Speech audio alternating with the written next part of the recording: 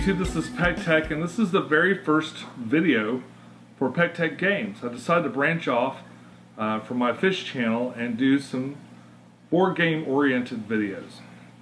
My first couple of videos are going to be built around a couple of little skirmish games that I think are really neat.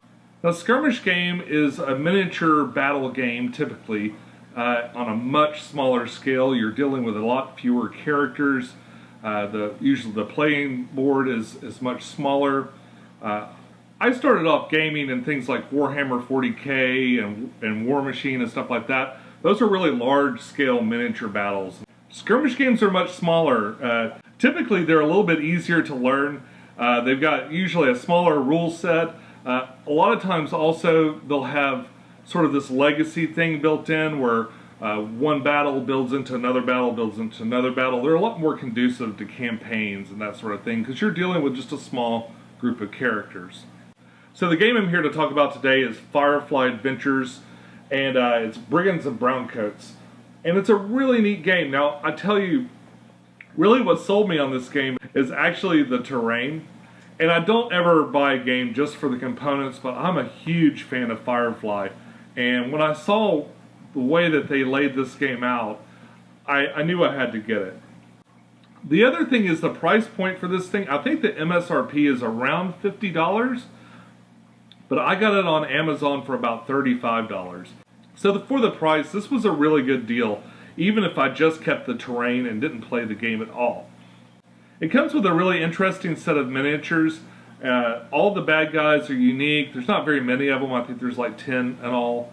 And then it's got two different poses for the heroes, which is basically the crew of the FireFly, minus the doctor and his crazy sister, and the priest. He's not in there either. I think they're coming in future expansions that are supposed to come out this summer sometime. But it's got the basic crew of the FireFly in two different poses, and it's one of the mechanics for this game. See, you can act casual, where maybe the bad guys don't notice you too much, or you're acting heroic, in which case they immediately come to kill you. There have already been a million unboxings for this, so I'm going to run down the components of this really, really quick. Now, inside the box, as you might expect, there's a full-color rule book that's kind of easy to understand sometimes.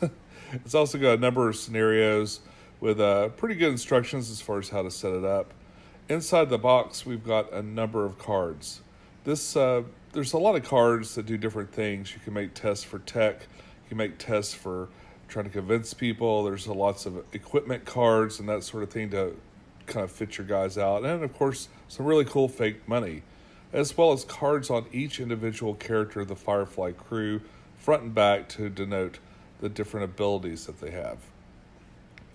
We also have some green characters, which denote their heroic poses. And here's some of the bad guys. There's two sets of bad guys, some close combat guys and some cowboys that shoot. And there's the casual poses for the characters. And some really, really cool FireFly dice. Now, of course, there's tons of little terrain buildings in here. They have full detailed interiors and exteriors.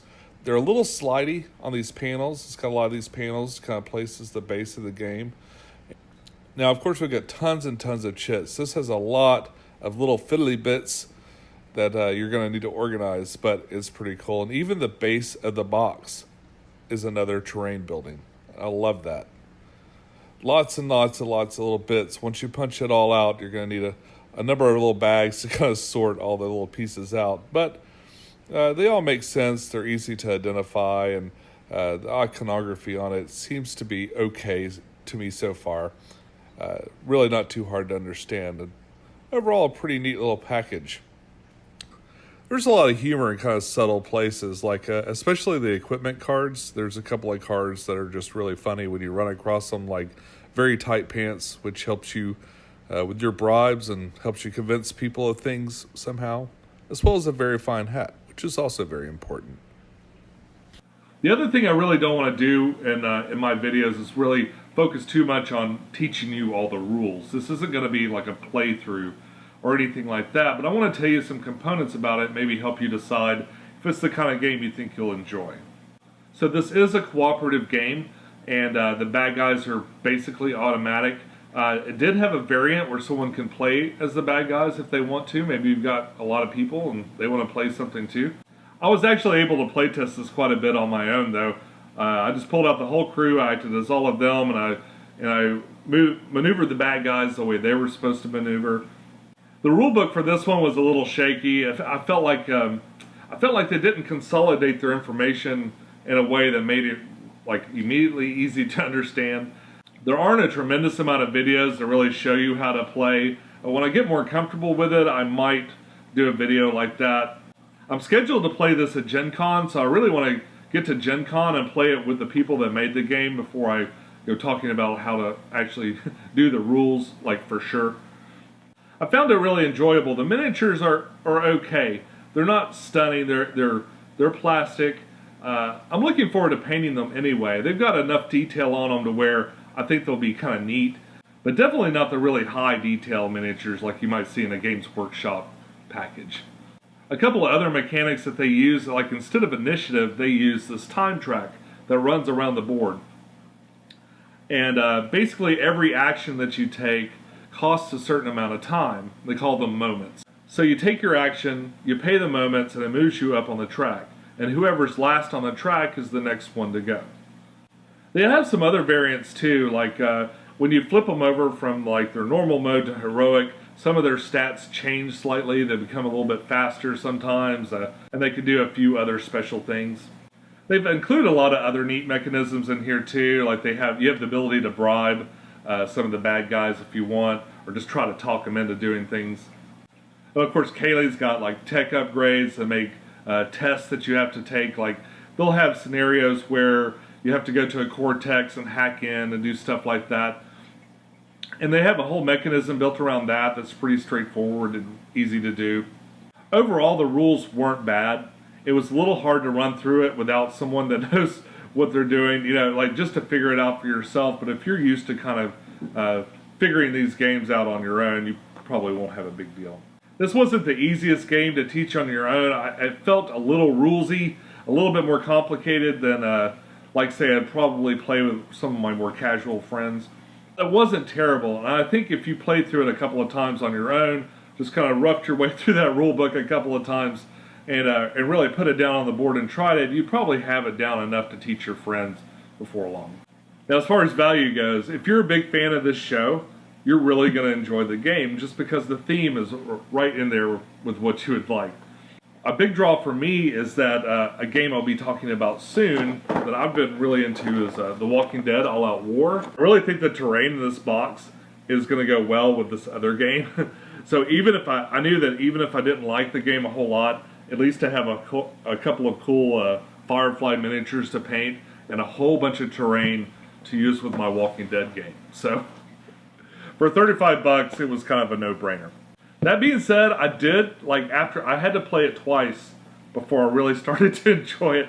That first game I felt like was pretty rough. I had a lot of trouble kind of understanding what I was supposed to do, but by the time I got through the second game and a couple of maybe instructional videos, I was ready to play, and I felt pretty good about it. So it seems like a pretty decent game.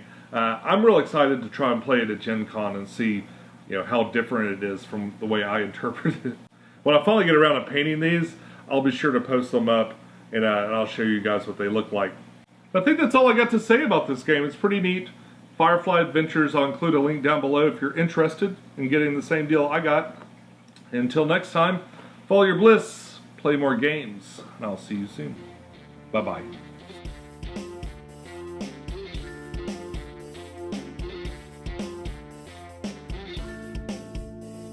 As far as value goes, if you're a FireFly, as far as value goes, if you're a FireFly As far as value goes, if you're a FireFly, okay. As far as value goes, if you're a FireFly,